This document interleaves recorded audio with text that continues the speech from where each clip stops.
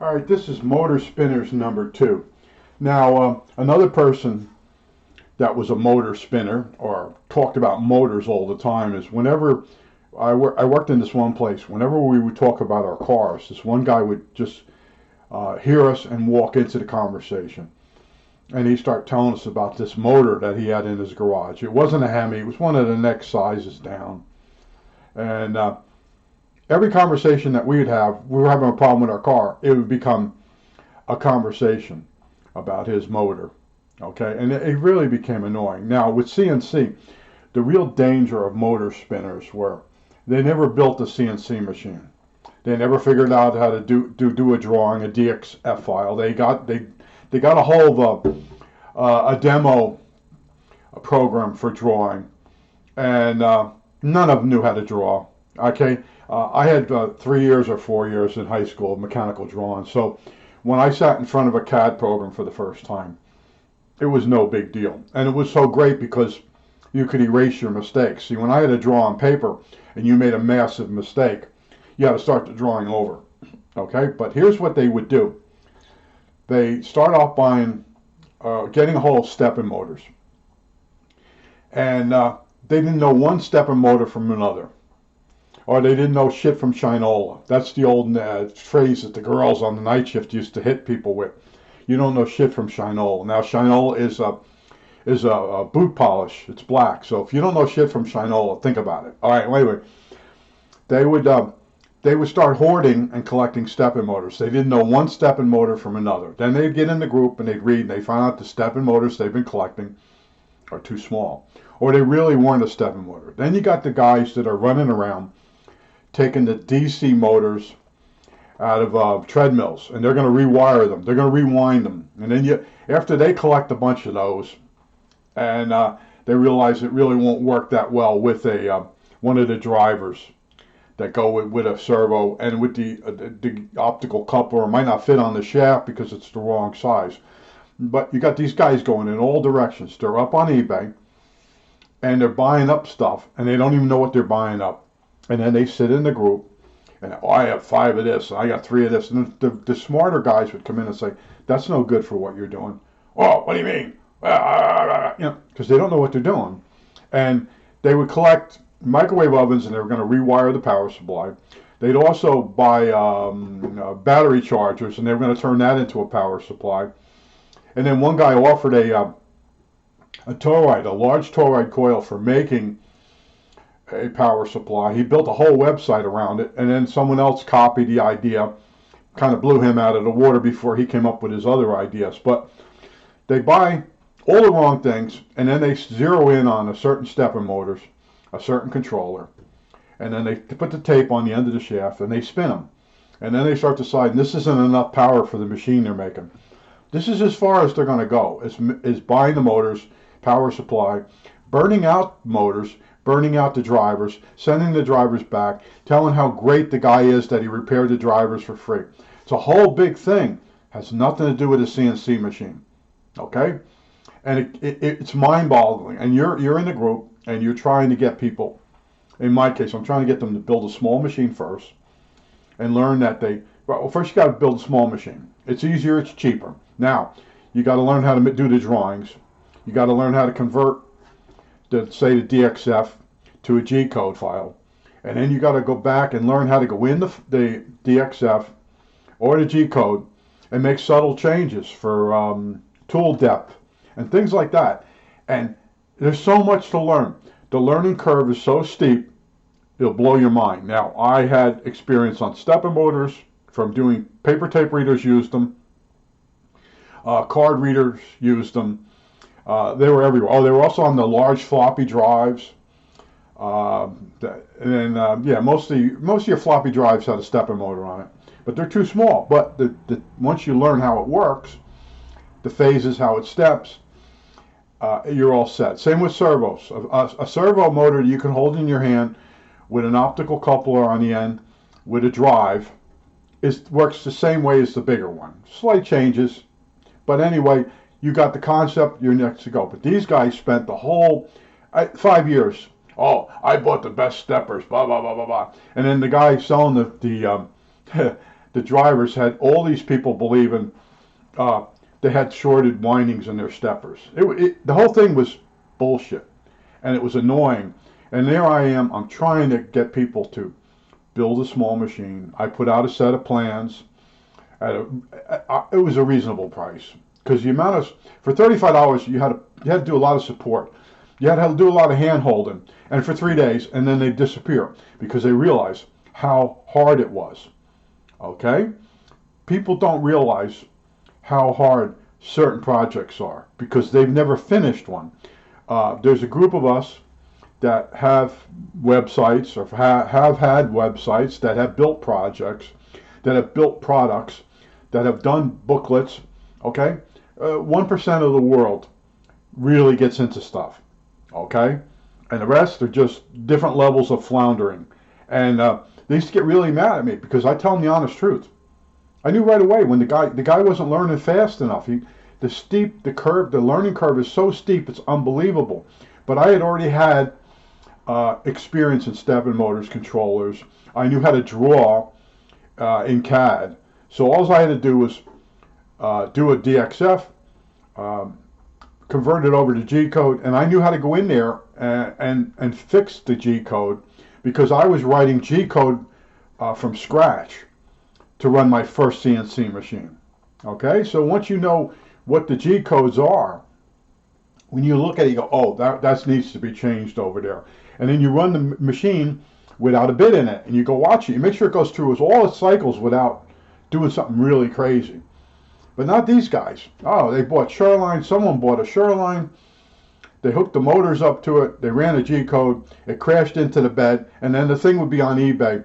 Small ding in bed. It was just, there was a whole group of those, and I'd see it and I go, funny. Then I had a group of guys that bought my plans, and I would show them things on eBay that were garbage. They were hang glider type designs. The guy would build the machine as big as possible, and it would flex too much.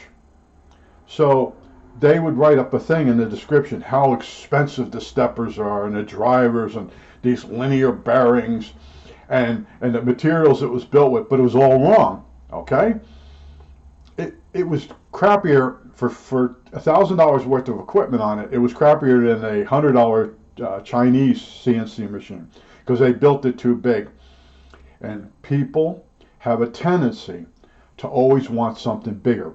No matter how big I built a CNC machine and I put out the plans, someone would always want it twice as big.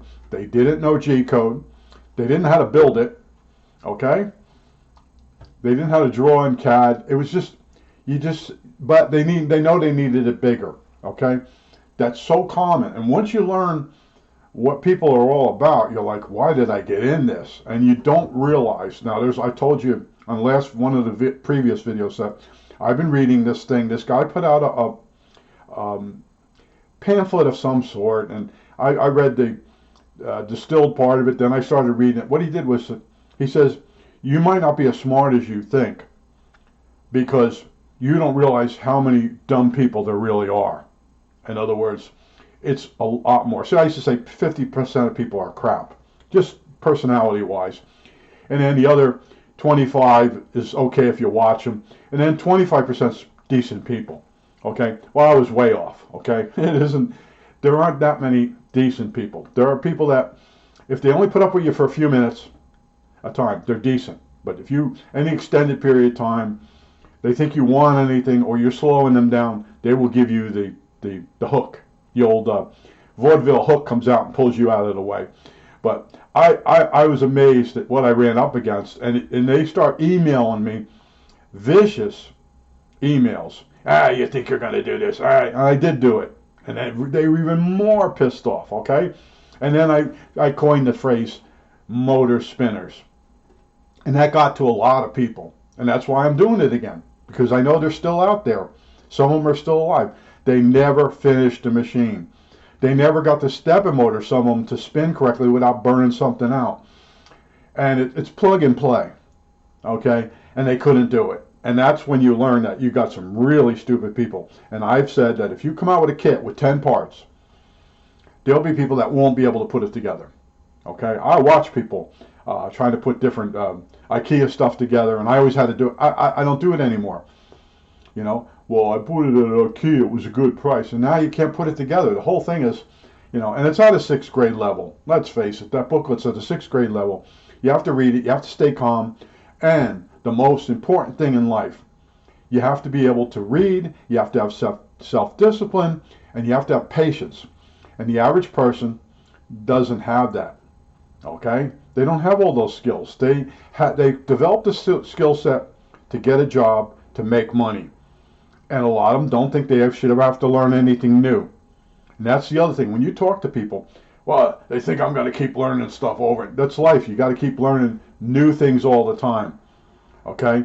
And then a lot of the people, they have families, they've shut off their learning curve at 25, and the family, the wife and the kids, pick up the slack for the old man that just runs around. He's still stuck in the back in the past. But there were so many people that wanted a CNC machine, but weren't willing to do the work. And then you got the braggarts, the people that are going to buy the best stepper motor, the best driver, the best power supply. They'll put tape on the end of the motor, they'll spin, they'll say they think they're losing steps, and other people will explain to them, but they're fatheads. They're absolute fatheads.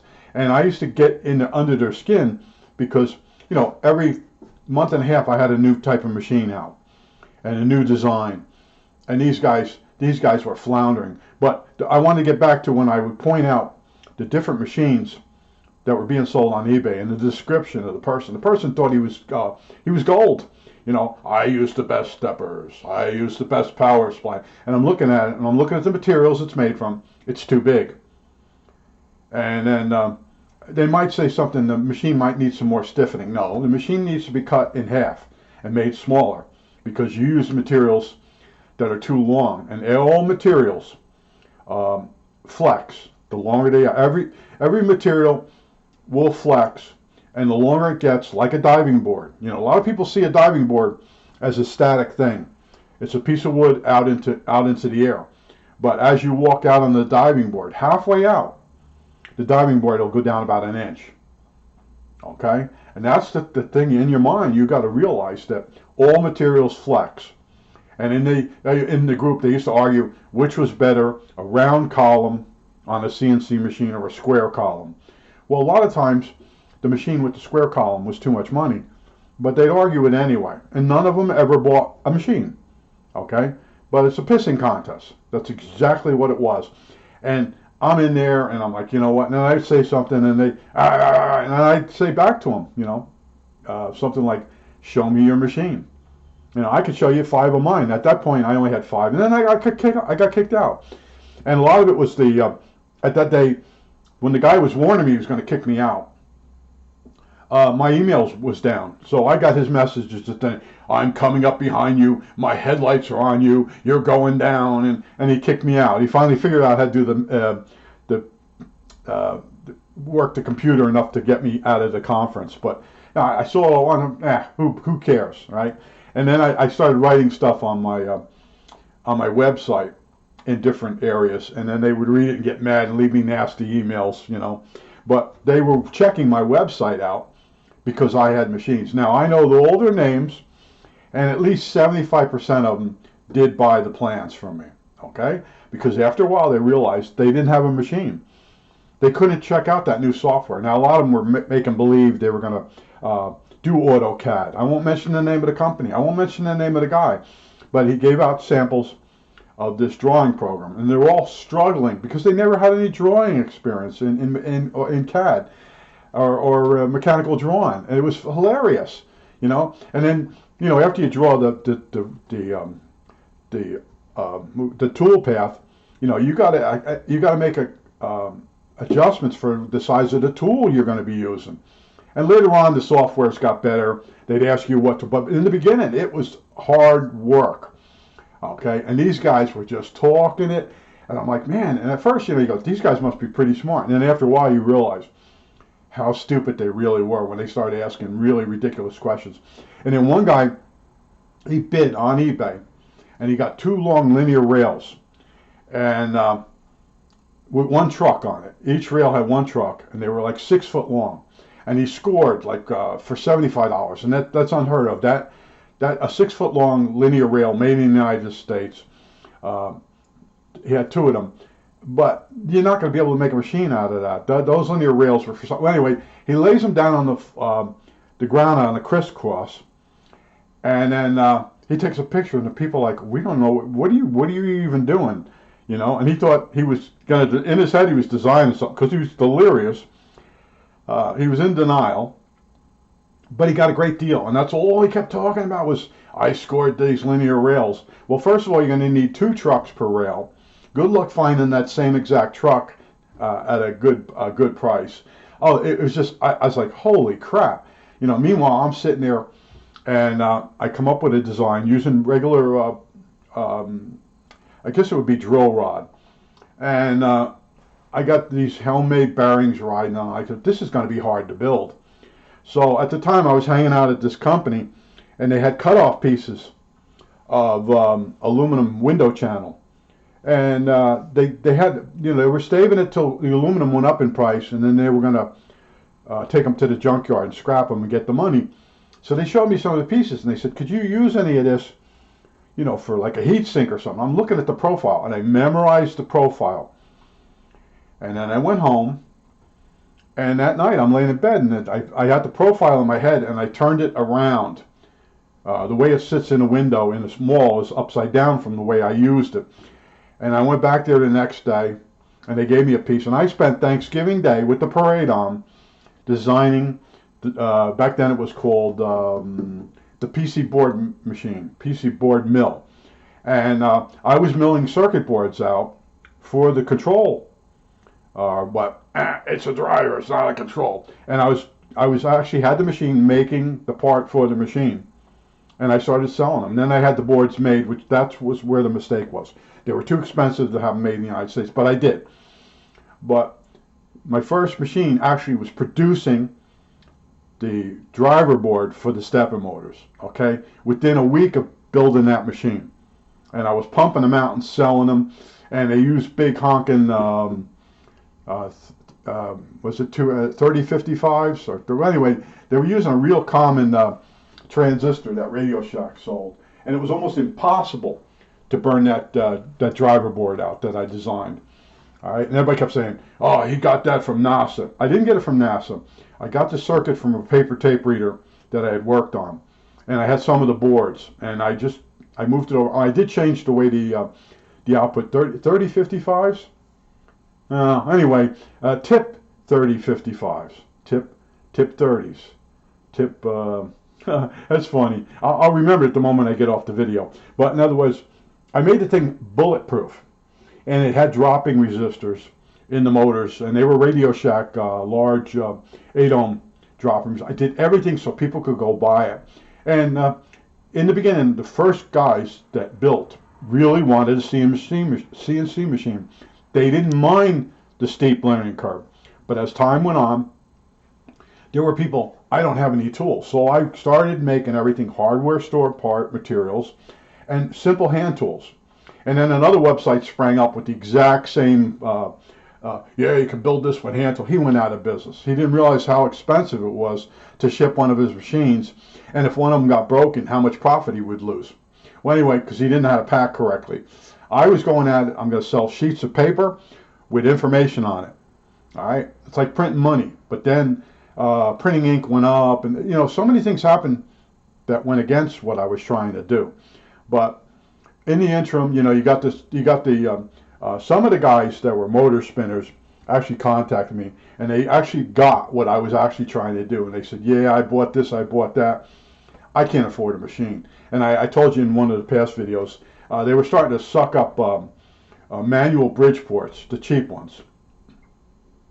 Bring them home, and they were going to put the motors on them. If you saw how big those handles are compared to like a NEMA 23 motor, now you realize you do need servos.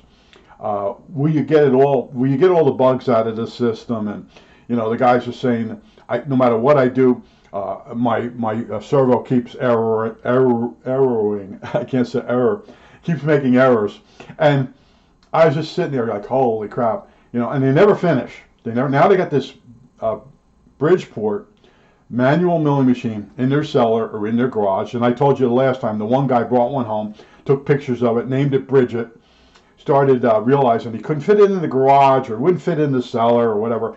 He put it on the back of it was on the back of a trailer, and he started slavering it with that grease, and he was trying to, and they were getting these things for like $400. Oh, and the Bridgeport needs to be redone because the lead screws in it are shot. So good luck finding those parts. Good luck getting those parts made. And then one guy was going to use a double ball screws so he'd have no backlash in the machine. And the backlash guys were insane, okay? That's all they worried about and talked about was backlash. Now backlash, you can actually take it out in the software. But they wanted the perfect machine. And that's what men do. In their head, they design the perfect machine. And then how to fix it that they're never going to do it, they buy just the motor part. And then they spin it and talk about that. And anytime anybody's like, oh, I have this blah, blah, blah motor. And they do it. I have a friend of mine that sells pre-war Lionel trains, which is standard gauge. And the same thing goes on in that hobby. You've got guys that have the train, the engine, and it's in a box, it's pristine, but they don't have any track. They don't have a place to put the layout up because they're in an apartment. And if you trigger one of those guys, they're going to tell you all about that engine they bought and how cheap they got it and how great a shape it's in. Meanwhile, it's never seen any electricity. They can't run it because they're in an apartment. They don't have a place to put a train board up. This problem exists in all hobbies. And I read up on hobbies. I've been in a lot of hobbies. And when you meet one of these beginner people, even tropical fish, you have people that, I have 10 tanks in my garage. And this is years ago when they used to start leaking because they didn't have water in them. They had like this tar stuff in them. And I said to them, how long has it been since that those tanks have had water in them? Just a few years. They're all going to leak. What do you mean they're going to leak? They're going to leak. And then they go home and lay one out in the garage or out on the patio and fill it up with water and realize they leak. Well, how do you fix them from leaking? I said, well, you keep filling them up and they might come back, but if not, you got to buy it. They're never going to put the fish tanks up. Somebody gave them a bunch of fish tanks. They put them in the garage and they became a bragging thing. Any poor sucker that's only got a 10-gallon and a cheap Whisper air pump, and in those days it would be a bubble-up filter or a sponge filter. He's saying, yeah, I bought some fish like that. Oh, I have 10 fish tanks in my garage, and they're 20 gallons and up. And then you find out they're all going to leak. He's never going to do anything with them. And then, oh, I got rid of them. The wife made me get rid of them. They're in the way. That's how it ends, okay? If they actually tell the truth. A lot of times, they won't even tell you they got rid of them. And they just stop telling the story. And I've gone through this my entire life, and what I realize, what I do differently, is I talk about what I'm actually working on. I don't talk about what I'm going to do, because that ruins it, okay? That's the secret to finishing a project, is never talk about it before you're halfway through, all right? Otherwise, the excitement of the project, you're getting rid of it, and the drive to finish is not going to be there. Now, I tell you, starting a project, thinking about it, is the most exciting part, all right? Finishing it is pretty good too. But in the middle, you're in hell. You're looking towards a new project that's more exciting because the hard work is taking the excitement out of the project. So you're sitting there going, this is work. And all projects become work. And it's so easy to talk about something that you're never going to get to. It's easy. Anybody can do it. And I tell you before, I had a guy on my block, and he had at least 100 projects he was going to get to. He's dead. He never got to them. That's why I wrote the Ed Cattle story. Ed Cattle bought a really expensive remote control system, a model boat, all because he saw someone that was driving around a 2x4 that was shaved like the shape of a boat with servos on it. And the boat that was driving around, made out of a 2x4, pushed a little ball of his daughters that got in the pond. The boat came over and pushed the ball back to shore, and the little girl got her ball.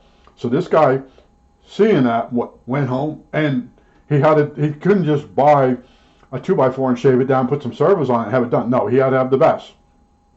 Bought the best of everything.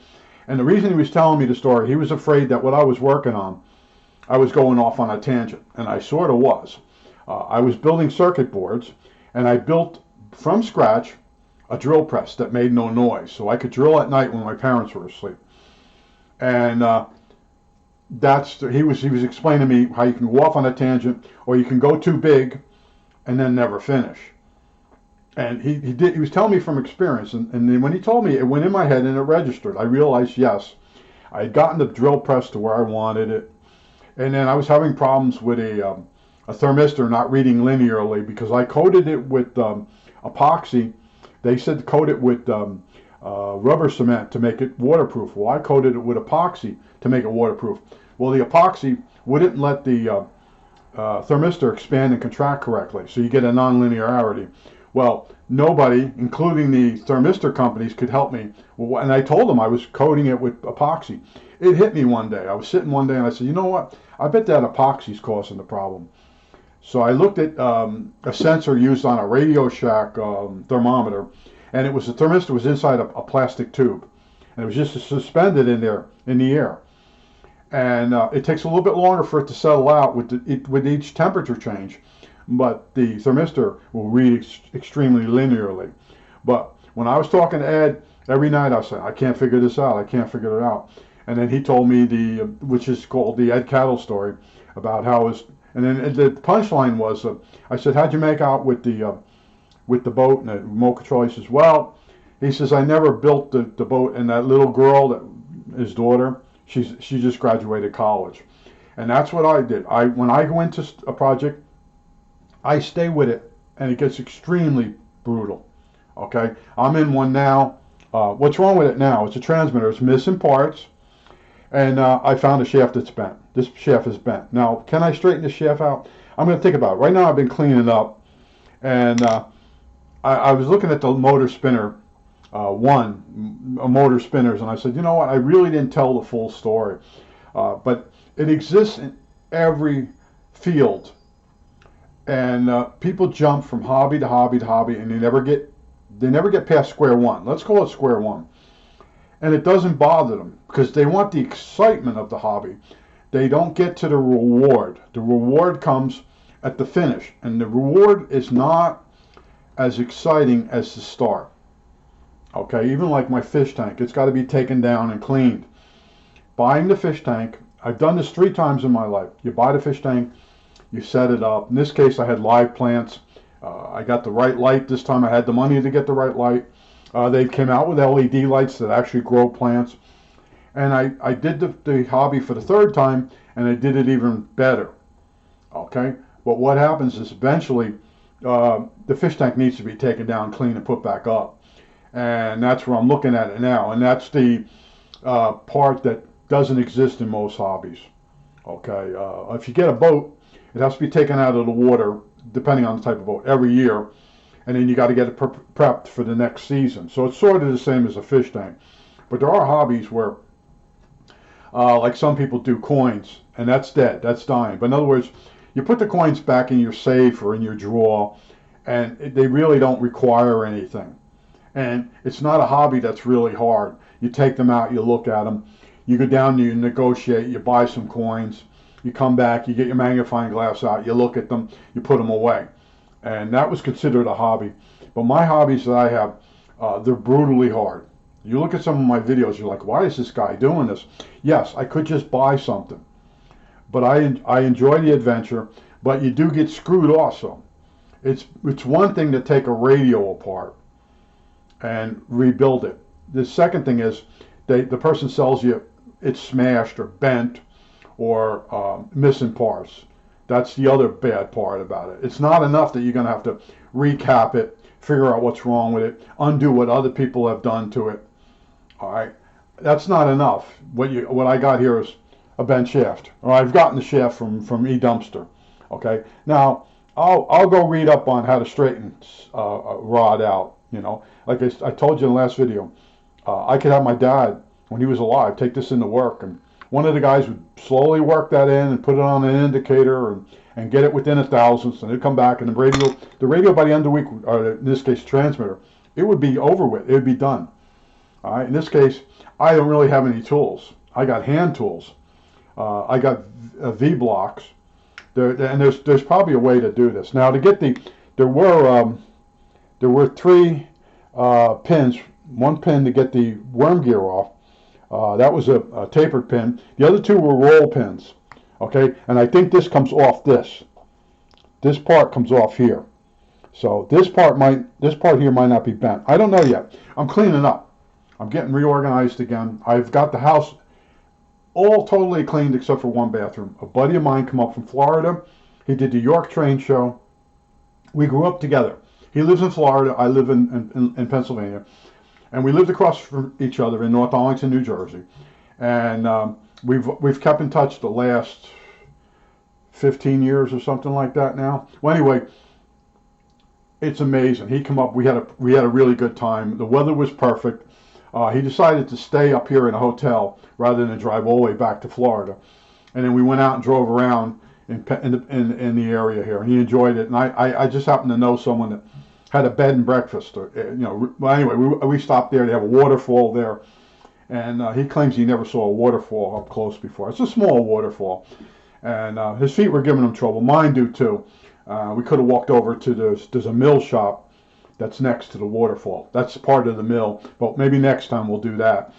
But he enjoyed it. He got good weather. He got out from the pandemic. He had gotten the COVID, and it's been interesting. But I just wanted to say more about the motor spinners, and a lot of men, they're guilty of it. Okay, and I know exactly why. Man, when you first, like this transmitter, when I got this, I'm going to rebuild this transmitter. I'm going to study and get my code. Now the whole time I'm doing this, I know I have trouble with the code. And you say, you don't need code anymore. That's what I want to do, though. See, I'm trying to do certain things that I wanted to do as a kid, but I didn't have the money. All right, and now I have the knowledge, and I have some money. And I really wanted to take a transmitter that amateurs were able to buy for $8 and rebuild it and convert it or whatever you do with it to get it working, or whatever needs to be done. And a lot of them bought these transmitters, and guess what? They never saw power. And this one's one of those, but guess what? It got dropped and the knob got bent. And that's what you get from eBay. The dealers on there, they know exactly what they're selling you. But motor spinners, that was a word I coined, all capital letters, and it really annoyed them because they knew they were motor spinners. They knew there was never going to be a machine. But you can sit in a conference, and the new guy coming in, you can, I got the best servos.